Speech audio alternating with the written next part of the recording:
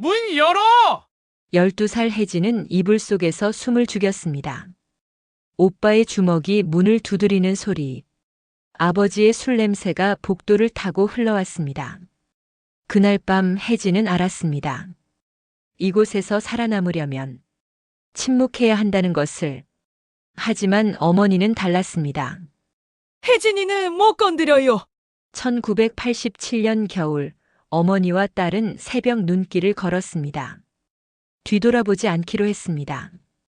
이것은 침묵하지 않기로 결심한 두 여인의 이야기입니다. 이야기 시작 전에 구독과 좋아요 부탁드립니다.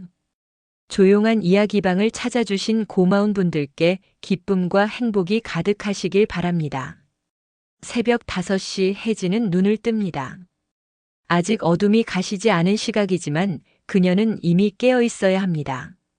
아버지의 기침 소리가 벽을 타고 들려오기 전에 부엌으로 가야 합니다. 1987년 봄 경북 산골 마을의 아침은 언제나 이렇게 시작되었습니다. 낡은 이불을 접어 장롱 밑에 밀어넣습니다. 방문을 열 때도 조심스럽습니다. 경첩이 삐걱거리는 소리조차 아버지를 깨울 수 있으니까요. 복도를 지나 부엌으로 향하는 그녀의 발걸음은 고양이처럼 가볍습니다. 12살 소녀가 배운 첫 번째 생존법이었습니다. 부엌 아궁이에 불을 지핍니다. 재 속에서 찾은 불씨에 솔잎을 얹고 입김을 불어넣습니다. 연기가 피어오르고 작은 불꽃이 살아납니다. 혜진은 이 순간만큼은 자신이 무언가를 통제하고 있다고 느낍니다. 냄비에 물을 올리고 된장을 풉니다. 숟가락이 냄비 벽에 닿는 소리도 최대한 줄입니다. 야! 김혜진! 오빠 태수의 목소리가 떨어집니다. 혜진의 어깨가 움찔합니다. 20살 청년의 목소리는 아침부터 거칩니다. 그는 아버지 김성호의 축소판처럼 자랐습니다. 같은 눈빛, 같은 말투, 같은 주먹. 밥 안 됐냐? 조금만 기다려요, 오빠. 기다리라고! 남자가 기다리게 하는 게 어딨어! 태수가 부엌으로 들어옵니다. 혜진은 고개를 숙입니다. 그의 발소리가 가까워질수록 그녀의 숨은 얕아집니다. 태수는 냄비 뚜껑을 벌컥 엽니다. 뜨거운 김이 얼굴을 스칩니다. 이게 뭐야! 묽기만 하네! 죄송해요. 이걸로 어떻게 먹어! 다시 끓여! 태수는 냄비를 밀어냅니다. 국물이 아궁이 위로 쏟아집니다. 지글거리는 소리와 함께 김이 확 피어오릅니다. 혜진은 걸레를 들고 황급히 닦아냅니다. 손가락 끝이 뜨거운 철판에 닿았지만 그녀는 소리를 내지 않습니다. 어머니 이명숙이 부엌으로 들어옵니다. 마흔이 채 되지 않은 여인이지만 그녀의 얼굴엔 주름이 깊습니다.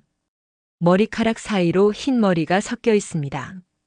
그녀는 아무 말 없이 혜진의 손을 잡고 찬물에 담급니다. 엄마가 할게. 넌 밥상이나 차려라. 목소리는 작지만 단단합니다. 혜진은 고개를 끄덕이고 밥그릇을 꺼냅니다. 어머니의 등이 보입니다. 구부정한 등, 얼룩진 치마, 굳은 살 박힌 손.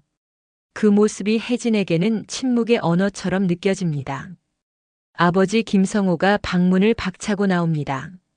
소주 냄새가 복도를 채웁니다. 50대 중반의 남자, 한때는 마을에서 손꼽히는 목수였지만 이제는 술병을 더 자주 잡습니다. 그의 눈은 충혈되어 있고 목소리는 아침부터 거칩니다. 밥도 제대로 못 차리나! 식탁을 주먹으로 내리칩니다. 수저가 덜컹거립니다. 혜진은 벽 쪽으로 몸을 붙입니다. 태수는 아버지 옆에 앉아 팔짱을 낍니다. 아버지와 아들, 두 남자는 이 집의 주인임을 온몸으로 드러냅니다.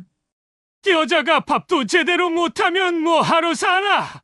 김성호가 젓가락을 집어듭니다. 반찬을 집어 입에 넣더니 바닥에 뱉어냅니다. 자! 이걸 먹으라고! 어머니는 대답하지 않습니다. 그저 새 반찬 그릇을 가져다 놓을 뿐입니다. 혜진은 구석에서 그 모습을 지켜봅니다. 가슴이 답답합니다. 목구멍까지 무언가 차오르지만 그녀는 삼킵니다. 울음도 분노도 모두 삼킵니다. 학교 가는 길 혜진은 골목을 지나갑니다. 이웃집 아주머니가 빨래를 널다가 그녀를 봅니다. 눈이 마주치지만 인사는 없습니다. 아주머니는 고개를 돌립니다. 모두가 압니다. 김성훈의 집에서 무슨 일이 벌어지는지. 하지만 아무도 말하지 않습니다. 이 마을의 규칙이었습니다. 교실에 도착합니다. 아이들은 떠들지만 혜진은 창가 구석 자리에 앉습니다. 선생님이 출석을 부릅니다. 김혜진, 네. 목소리가 작습니다. 아이들이 킥킥거립니다. 말 없는 애, 이상한 애 같은 속삭임이 들립니다. 혜진은 고개를 숙이고 공책을 펼칩니다. 연필을 줍니다. 그리고 작은 글씨로 적습니다. 언젠가 여길 벗어날 거야. 창밖으로 산이 보입니다. 저 산 너머엔 뭐가 있을까요? 기차역이 있을까요? 큰 도시가 있을까요? 혜진은 그 풍경을 오래 바라봅니다. 그녀의 눈 속에 아직 꺼지지 않은 작은 불씨가 남아 있었습니다. 그날 밤 또다시 고함 소리가 집을 흔듭니다. 태수가 혜진의 방문을 박찹니다. 문 열어! 혜진은 이불을 끌어안고 몸을 웅크립니다. 문이 열립니다. 태수가 들어옵니다. 그의 손엔 아버지에게 배운 폭력이 쥐어져 있습니다. 넌 배워야 돼! 이 집에서 누가 주인인지! 그 순간 창밖으로 마을 사람들이 지나갑니다. 불빛이 보입니다. 누군가의 발소리가 들립니다. 하지만 아무도 멈추지 않습니다. 그들은 그냥 지나갑니다. 마치 아무것도 듣지 못한 것처럼. 혜진은 그날 밤 자신의 세상이 완전히 닫혔다는 걸 깨달았습니다. 이 집은 감옥이었습니다. 그리고 이 마을은 침묵으로 지어진 더 큰 감옥이었습니다. 그러나 그녀는 알고 있었습니다. 언젠가 문이 열릴 거라는 것을, 언젠가 봄이 올 거라는 것을. 그 믿음 하나로 혜진은 또 하루를 견뎌냅니다. 겨울이 깊어집니다. 1987년 12월 마을엔 첫눈이 내렸습니다. 하얀 눈은 지붕과 골목을 덮었지만 김성훈의 집안의 어둠은 가리지 못했습니다. 혜진은 이제 13살이 되었습니다. 키는 조금 자랐지만 목소리는 여전히 작았습니다. 그날 저녁도 술 냄새로 시작되었습니다. 아버지 김성호가 대문을 발로 차며 들어왔습니다. 비틀거리는 걸음, 붉어진 얼굴. 마을 사람들과 화투를 치다 돈을 잃었다고 했습니다. 이명수! 돈 내놔! 어머니는 부엌에서 설거지를 하다가 손을 멈췄습니다. 물기를 닦고 천천히 거실로 나왔습니다. 돈이 어디 있어요? 쌀도 다 떨어졌는데. 쌀이 떨어져! 그럼 넌 뭘 한 거야? 김성호가 밥상을 엎었습니다. 그릇들이 바닥에 떨어져 깨졌습니다. 국물이 사방으로 튀었습니다. 혜진은 방문 틈으로 그 모습을 지켜봤습니다. 가슴이 두근거렸습니다. 손이 떨렸습니다. 태수가 방에서 나왔습니다. 21살이 된 그는 이제 아버지보다 덩치가 컸습니다. 군대를 다녀온 뒤로 그의 폭력은 더 정교해졌습니다. 아버지, 제가 동생한테 말할게요. 그래, 내가 좀 가르쳐라. 여자애가 버릇이 없어. 태수가 혜진의 방으로 걸어왔습니다. 혜진은 재빨리 문을 잠그려 했지만 그가 더 빨랐습니다. 문이 벌컥 열렸습니다. 나와! 오빠, 나오라고! 태수가 혜진의 팔을 잡아 끌었습니다. 혜진은 비틀거렸습니다. 거실 한가운데로 끌려 나왔습니다. 어머니가 앞을 막아섰습니다. 태수야, 안 돼. 엄마는 비켜요. 애가 배워야 돼요. 손 놔. 내 동생이잖아. 어머니의 목소리가 떨렸습니다. 하지만 그 떨림 속에 단단함이 있었습니다. 태수는 잠시 멈칫했습니다. 김성호가 소리쳤습니다. 이명수, 내가 애를 그렇게 키웠어. 내가 다 망쳤어. 내가 망쳤다고요? 어머니의 목소리가 낮아졌습니다. 혜진은 처음 들어보는 톤이었습니다. 어머니가 천천히 고개를 들었습니다. 그녀의 눈엔 눈물이 아니라 다른 무언가가 고여 있었습니다. 내가 뭘 망쳤어요? 당신이 술 마시고 때리고 애들 앞에서 고함 지르는 게 망친 거죠. 김성호가 어머니에게 다가갔습니다. 주먹을 쥐었습니다. 혜진은 비명을 삼켰습니다. 하지만 어머니는 물러서지 않았습니다. 때려요. 또 때려요. 하지만 혜진이는 못 건드려요. 어머니가 혜진을 자신의 등 뒤로 밀었습니다. 그 순간 김성호의 주먹이 날아왔습니다. 어머니가 벽에 부딪혔습니다. 혜진이 소리쳤습니다. 엄마! 시간이 멈춘 것 같았습니다. 어머니는 벽에 기댄 채 천천히 일어났습니다. 입술이 찢어져 피가 흘렀습니다. 하지만 그녀는 웃었습니다. 쓸쓸하고 담담한 미소였습니다. 이젠 안 되겠어요. 혜진아. 어머니가 혜진을 불렀습니다. 혜진은 떨리는 다리로 어머니에게 다가갔습니다. 어머니가 그녀의 손을 꽉 잡았습니다. 엄마가 데려갈게. 그날 밤 집은 조용했습니다. 김성호는 술에 취해 쓰러졌고 태수는 자기 방으로 들어갔습니다. 어머니와 혜진은 작은 방에 앉아 있었습니다. 어머니는 장롱 깊숙한 곳에서 낡은 보자기를 꺼냈습니다. 안에는 돈이 접혀 있었습니다. 10년 동안 모았어. 조금씩.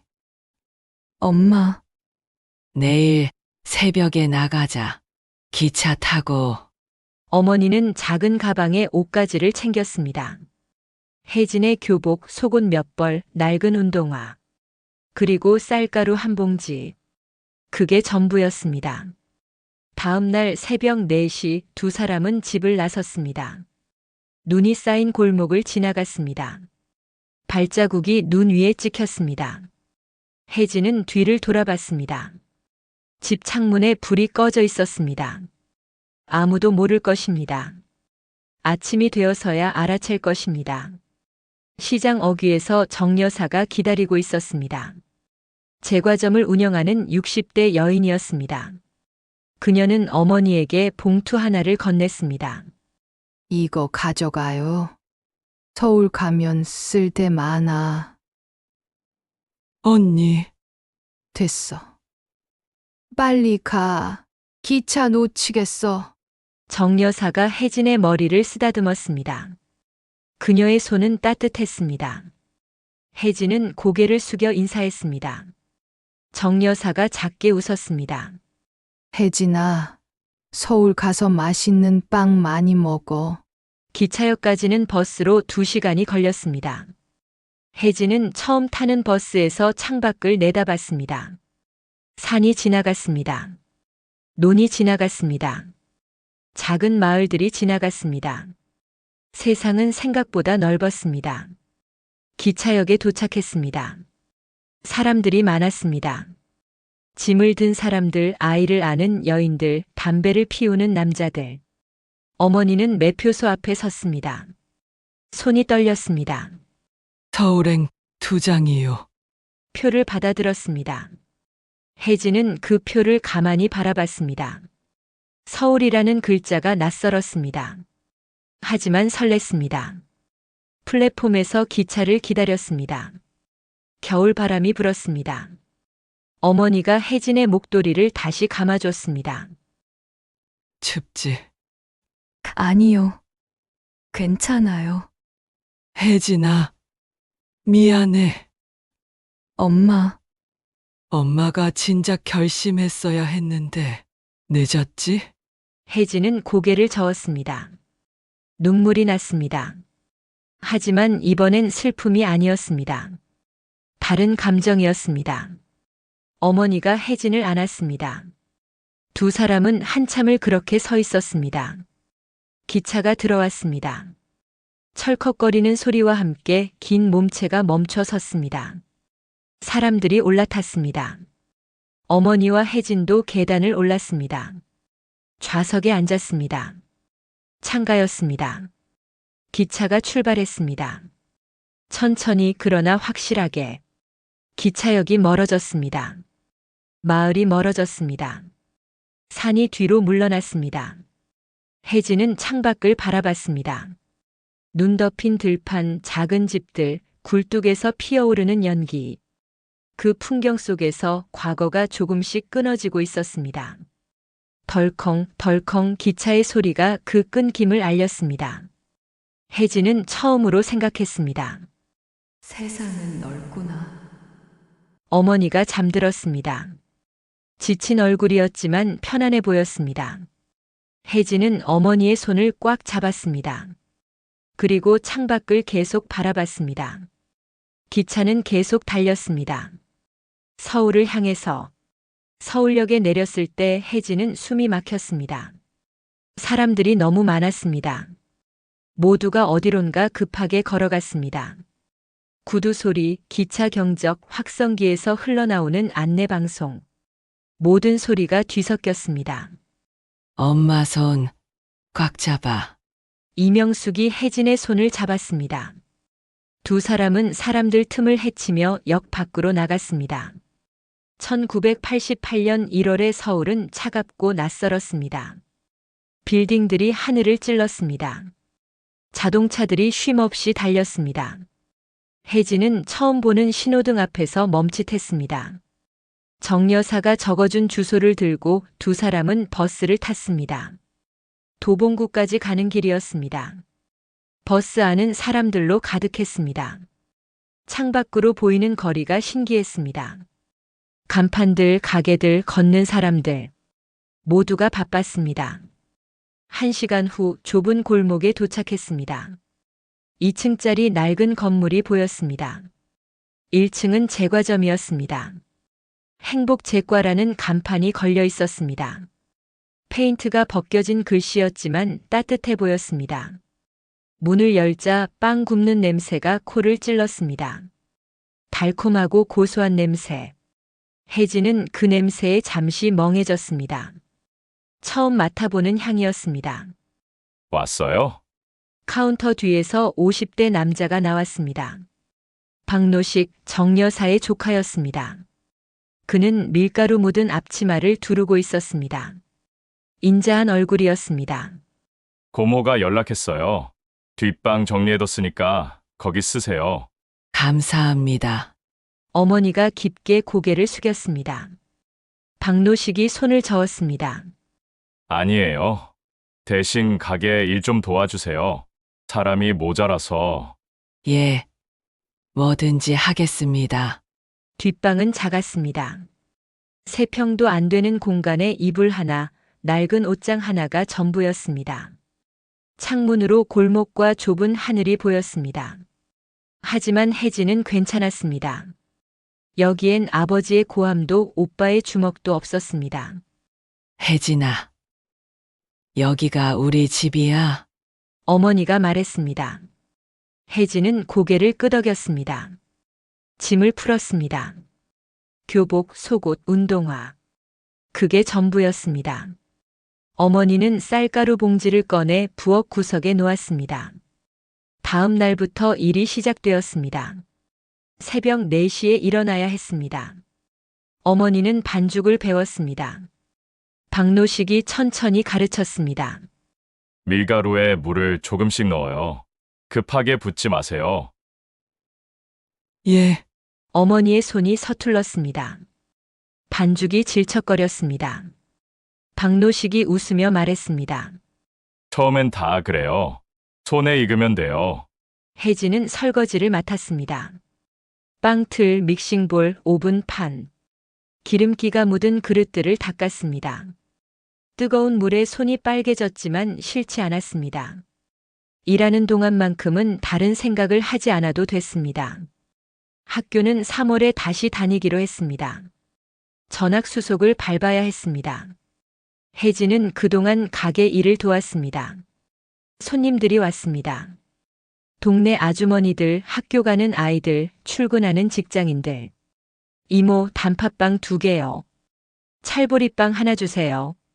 혜진은 처음엔 말을 잇지 못했습니다. 서울말이 어색했습니다. 하지만 박노식이 옆에서 도와줬습니다. 천천히 해도 돼. 손님들 다 이해해. 시간이 지나면서 혜진은 조금씩 익숙해졌습니다. 빵을 포장하고 돈을 받고 거스름돈을 주는 일. 단순했지만 의미 있었습니다. 어느 날 박노식이 혜진을 불렀습니다. 혜진아, 반죽 한번 만져볼래? 제가요? 응. 손의 온도가 중요해. 빵은 손의 온도가 만드는 거야. 혜진은 조심스럽게 반죽을 만졌습니다. 부드럽고 따뜻했습니다. 살아있는 것처럼 느껴졌습니다. 박노식이 그녀의 손을 잡고 가르쳤습니다. 이렇게 눌러. 천천히.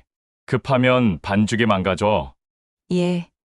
반죽을 치대는 동안 혜진은 이상한 기분을 느꼈습니다. 마음이 편안해졌습니다. 손끝에서 전해지는 감촉이 좋았습니다. 반죽이 부풀어 오를 때마다 그녀의 마음도 조금씩 살아나는 것 같았습니다. 하지만 현실은 녹록지 않았습니다. 어머니의 일은 고됐습니다. 새벽부터 밤까지 서서 일했습니다. 기침이 잦아지고 얼굴이 수척해졌습니다. 혜진은 걱정했지만 어머니는 괜찮다고 했습니다. 엄마, 병원 가요. 돈 아까워. 감기야. 감기. 하지만 몇 달이 지나도 기침은 멈추지 않았습니다. 밤마다 기침 소리가 들렸습니다. 혜진은 잠을 이루지 못했습니다. 1990년 봄 어머니가 쓰러졌습니다. 반죽을 하다가 갑자기 주저앉았습니다. 박노식이 급히 병원에 데려갔습니다. 의사는 심각한 얼굴로 말했습니다. 폐렴이 심합니다. 입원해야 합니다. 어머니는 고개를 저었습니다. 돈이 없어요. 그래도 치료는 받으셔야죠. 조금만 쉬면 괜찮아질 거예요. 어머니는 병원을 나왔습니다. 혜진은 아무 말도 할 수 없었습니다. 가슴이 답답했습니다. 눈물이 났지만 참았습니다. 그해 여름 어머니는 일어나지 못했습니다. 혜진은 하루 종일 어머니 곁에 앉아 있었습니다. 물수건으로 이마를 닦아내고 죽을 끓여 떠먹였습니다. 어머니는 점점 말라갔습니다. 혜진아, 예. 엄마, 엄마가 미안해. 더 오래 함께 있고 싶었는데. 혜진의 손이 떨렸습니다. 어머니가 그 손을 잡았습니다. 이제 내 인생을 살아. 엄마처럼 살지 마.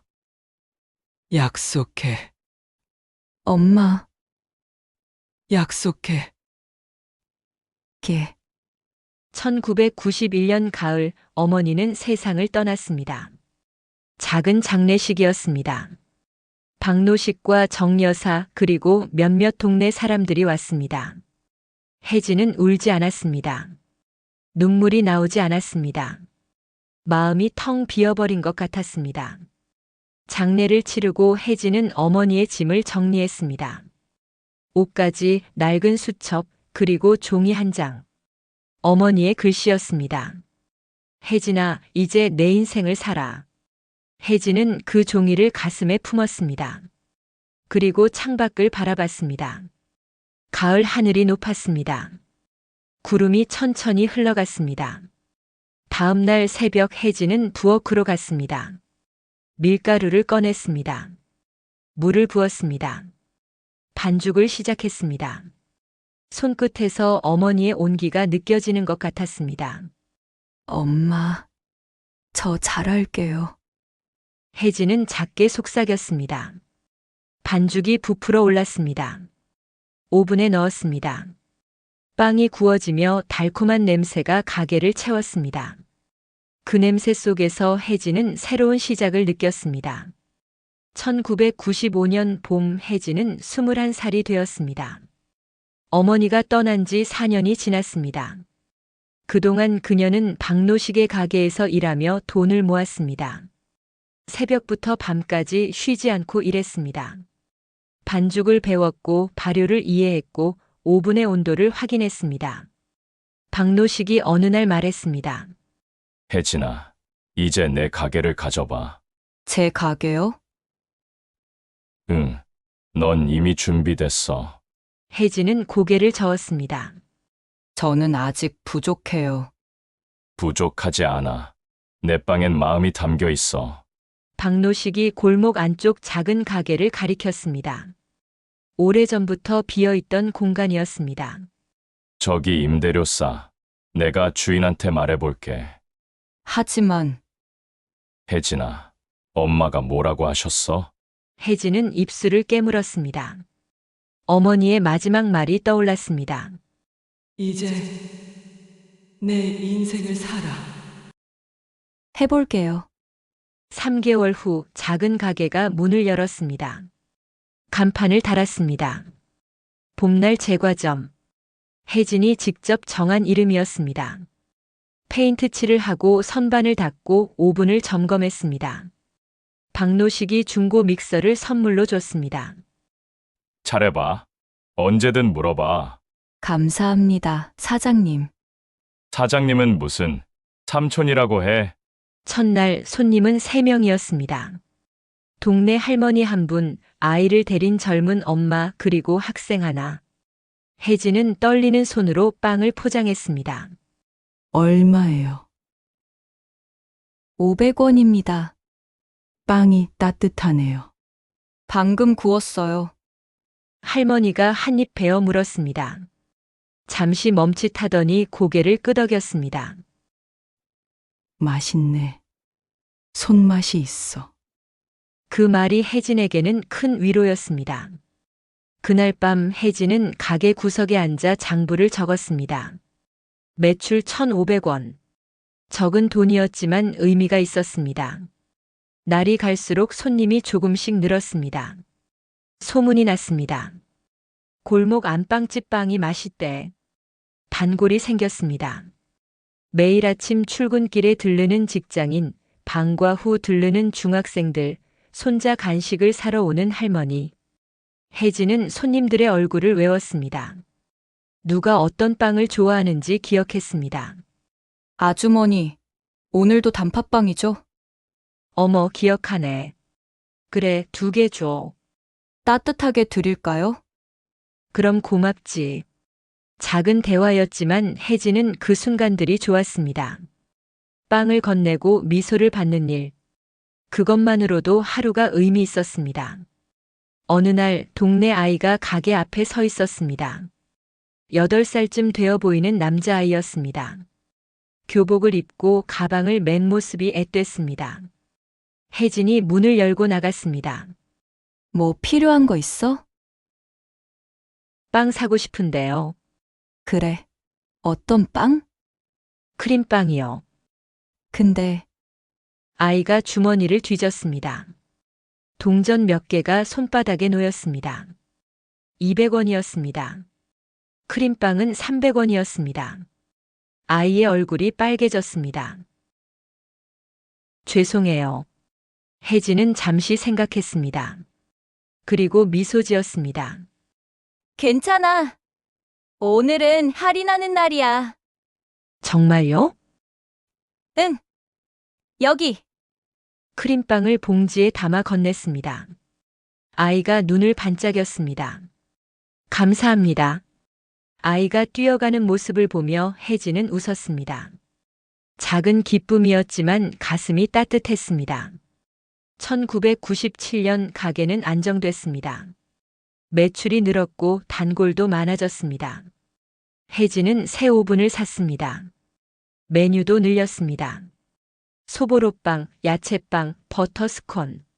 박노식이 가끔 들러서 조언을 해줬습니다. 혜진아, 빵이 더 좋아졌어. 삼촌 덕분이에요. 아니야. 내가 노력한 거지. 혜진은 고개를 숙였습니다. 얼굴이 뜨거워졌습니다. 어느 가을날 한 노인이 가게에 들어왔습니다. 70대쯤 되어 보였습니다. 지팡이를 짚고 천천히 걸었습니다. 혜진이 인사했습니다. 어서 오세요. 여기 봄날 제과 좀 맞나? 예, 맞습니다. 노인이 가게를 둘러봤습니다. 선반, 빵, 작은 의자들. 그리고 혜진을 오래 바라봤습니다. 왜 가게 이름을 봄날이라고 지었나? 혜진은 잠시 망설였습니다. 그리고 천천히 대답했습니다. 겨울이 너무 길었거든요. 노인이 고개를 끄덕였습니다. 무언가 이해한 듯한 표정이었습니다. 그래. 겨울이 길면 봄이 더 반갑지. 노인은 식빵 한 개를 샀습니다. 혜진이 정성껏 포장했습니다. 노인이 가게를 나서며 말했습니다. 좋은 이름이야. 봄날. 그 말이 혜진에게는 큰 선물이었습니다. 문을 닫고 혜진은 의자에 앉았습니다. 창밖으로 저녁 하늘이 보였습니다. 노을이 붉게 물들었습니다. 어느 날 동네 아이들이 단체로 왔습니다. 5명이 우르르 들어왔습니다. 빵 언니, 너희들. 무슨 일이야? 저희 소풍 가는데요. 빵 사러 왔어요. 그래? 뭐 먹고 싶어? 크림빵이요. 단팥빵도요. 아이들이 떠들었습니다. 혜진은 웃으며 빵을 담았습니다. 봉지마다 사탕 하나씩 넣어줬습니다. 아이들이 신났습니다. 감사합니다. 잘 다녀와. 아이들이 나가고 가게가 조용해졌습니다. 혜진은 카운터를 닦으며 생각했습니다. 이게 내 자리구나. 작은 깨달음이었지만 확실했습니다. 그날 밤 혜진은 어머니 사진 앞에 앉았습니다. 낡은 액자 속 어머니는 웃고 있었습니다. 엄마, 저 잘하고 있죠? 대답은 없었습니다. 하지만 혜진은 알 수 있었습니다. 어머니가 자랑스러워할 거라는 걸. 어느 아침 한 아주머니가 물었습니다. 사장님, 왜 가게 이름이 봄날이에요? 혜진은 미소 지으며 대답했습니다. 겨울이 너무 길었거든요. 아, 그렇구나. 아주머니가 고개를 끄덕였습니다. 더 묻지 않았습니다. 하지만 그 눈빛엔 이해가 담겨 있었습니다. 혜진은 빵을 포장하며 생각했습니다. 나는 이제 봄을 살고 있어. 그 생각만으로도 충분했습니다. 겨울은 끝났습니다. 봄은 왔습니다. 그리고 그 봄날은 혜진의 손에서 매일 구워지고 있었습니다. 2003년 봄날 제과점을 연 지 8년이 흘렀습니다. 가게는 이제 동네의 작은 명소가 되었습니다. 아침마다 빵 굽는 냄새가 골목을 채웠고 사람들은 그 냄새를 따라왔습니다. 가게 안엔 작은 변화가 있었습니다. 구석에 의자 2개와 작은 테이블도 하나 놓았습니다. 손님들이 잠시 앉아 쉴 수 있도록. 그리고 테이블 위엔 노트 한 권이 놓여 있었습니다. 봄날의 이야기라고 적힌 노트였습니다. 사장님, 이건 뭐예요? 단골 아주머니가 물었습니다. 혜진이 미소 지었습니다. 그냥요. 하고 싶은 말 있으면 적으시라고요. 아이고, 재밌네. 처음엔 아무도 적지 않았습니다. 하지만 한 할머니가 먼저 적었습니다. 빵이 맛있어요. 손자가 좋아합니다. 그 뒤로 하나둘 글이 늘었습니다. 이곳의 빵 냄새가 마음을 편하게 해요. 힘든 날 여기 오면 위로받아요. 사장님 미소가 따뜻합니다. 혜진은 밤마다 그 노트를 읽었습니다. 글을 읽을 때마다 가슴이 뭉클했습니다. 자신이 누군가에게 의미 있는 존재라는 사실. 그것만으로 충분했습니다. 어느 날 방송국 기자가 찾아왔습니다. 젊은 여자 기자였습니다. 카메라를 든 남자도 함께였습니다. 봄날 제과점 사장님 맞으시죠? 예, 저희 지역 프로그램 취재 중인데요. 동네 분들이 추천하셔서 왔어요. 혜진은 당황했습니다. 카메라가 부담스러웠습니다. 저는 특별한 사람이 아닌데요. 아니에요. 손님들이 이곳을 마음이 따뜻해지는 곳이라고 하시더라고요. 기자가 노트를 가리켰습니다. 이거 보세요. 이렇게 많은 사연이 있잖아요. 혜진은 노트를 내려다봤습니다. 어느새 빼곡히 적힌 글들. 누군가의 감사, 누군가의 위로, 누군가의 일상. 모두가 이곳에 모여 있었습니다. 촬영이 시작됐습니다. 혜진은 반죽을 하며 담담하게 말했습니다. 저는 그냥 빵을 구워요. 매일. 왜 이 일을 시작하셨어요? 혜진은 잠시 망설였습니다. 과거가 떠올랐습니다. 아버지의 고함, 오빠의 주먹, 어머니의 침묵. 그리고 어머니와 함께 탔던 기차. 서울에서의 첫날. 어머니가 쓰러지던 날. 마지막 유서. 저를 살리기 위해서요. 기자가 조용히 물었습니다. 혹시 고향에 가보고 싶진 않으세요? 혜진은 고개를 저었습니다. 아니요. 저는 이미 제 봄날을 살고 있어요. 그 대답이 혜진의 전부였습니다. 과거는 과거였습니다. 이제 그녀에게 중요한 건 현재였습니다. 매일 빵을 굽고 손님을 맞이하고 미소 짓는 일. 그것이 그녀의 봄날이었습니다. 촬영이 끝나고 기자가 말했습니다. 이곳은 빵집이 아니라 이야기방 같아요. 그 말에 혜진은 미소 지었습니다. 방송이 나간 후 손님이 더 늘었습니다. 다른 동네에서도 찾아왔습니다. 하지만 혜진은 변하지 않았습니다.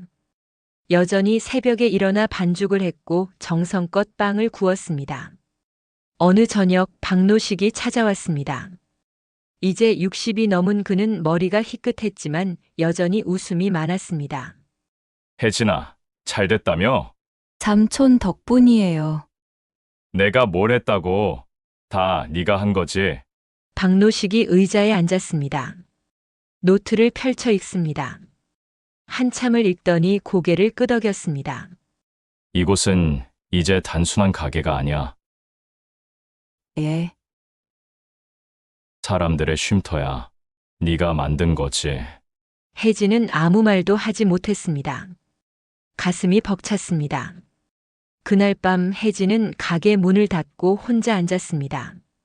창밖으로 봄비가 내렸습니다. 혜진은 노트를 펼쳐 마지막 장에 작게 적었습니다. 저도 이곳에서 위로받아요. 여러분, 감사합니다. 다음 날 아침 단골 할머니가 그 글을 발견했습니다. 어머, 사장님이 적었네. 뭐라고 적었어요? 자기도 위로받는데. 손님들이 웃었습니다. 따뜻한 웃음이었습니다. 혜진도 함께 웃었습니다. 그해 여름 예전에 빵을 사러 왔던 아이가 찾아왔습니다. 이제 고등학생이 된 소년이었습니다. 누나, 저 기억하세요? 예전에 돈 모자라서 크림빵 할인받으네요. 혜진이 기억을 더듬었습니다. 아, 맞다. 많이 컸네. 네. 그때 고마웠어요. 누나 덕분에 용기 냈어요. 용기? 네. 작은 친절이 큰 힘이 된다는 거요. 소년이 봉투를 내밀었습니다. 안에는 편지가 들어 있었습니다. 감사 편지예요. 늦었지만요. 혜진은 편지를 받았습니다. 눈시울이 뜨거워졌습니다. 고마워. 소년이 나간 후 혜진은 편지를 펼쳤습니다. 누나가 보여준 따뜻함을 저도 다른 사람에게 나눌게요. 짧은 문장이었지만 깊이가 있었습니다. 2005년 가을 혜진은 가게를 조금 확장했습니다. 의자를 더 놓았고 작은 책장도 만들었습니다. 손님들이 가져온 책들을 놓는 공간이었습니다. 자유롭게 읽고 가세요라는 팻말도 붙였습니다. 어느 날 한 젊은 여자가 가게에 들어왔습니다. 지친 얼굴이었습니다. 의자에 앉아 한참을 그냥 있었습니다. 혜진은 따뜻한 물 한 잔 건넸습니다. 힘드세요? 괜찮아요. 여기선 천천히 쉬어가세요. 여자가 고개를 숙였습니다. 어깨가 떨렸습니다. 혜진은 옆에 조용히 앉았습니다. 아무 말도 하지 않았습니다. 그저 함께 있었습니다. 한참 후 여자가 말했습니다. 감사해요. 이런 곳이 있어서 천만에요. 여자가 나갔습니다. 혜진은 그 뒷모습을 지켜봤습니다. 누군가에게 쉼이 되는 것. 그것이 혜진의 역할이었습니다. 밤이 되고 혜진은 어머니 사진을 꺼냈습니다. 오래된 사진이었지만 여전히 선명했습니다. 엄마, 저 행복해요. 바람이 불었습니다. 커튼이 흔들렸습니다. 혜진은 미소 지었습니다. 다음 날 아침 골목엔 다시 빵 굽는 냄새가 퍼졌습니다. 달콤하고 따뜻한 냄새. 사람들이 하나둘 모여들었습니다. 혜진은 문을 열고 손님들을 맞이했습니다. 어서 오세요. 작은 인사였지만 진심이 담겼습니다. 봄날 제과점은 이제 조용한 이야기방이었습니다. 그리고 그 방의 주인은 끝내 침묵하지 않은 여인이었습니다. 혜진은 매일 빵을 구웠습니다. 그 빵 속엔 그녀의 이야기가, 어머니의 사랑이, 그리고 새로운 봄날이 담겨 있었습니다. 겨울은 끝났습니다. 봄은 왔습니다. 그리고 그 봄날은 오늘도 계속되고 있었습니다. 잠시 멈춰 듣는 한 편의 이야기, 오늘도 조용한 이야기방과 함께 해주셔서 고맙습니다. 여러분의 하루가 평온하고 따뜻하길 바랍니다.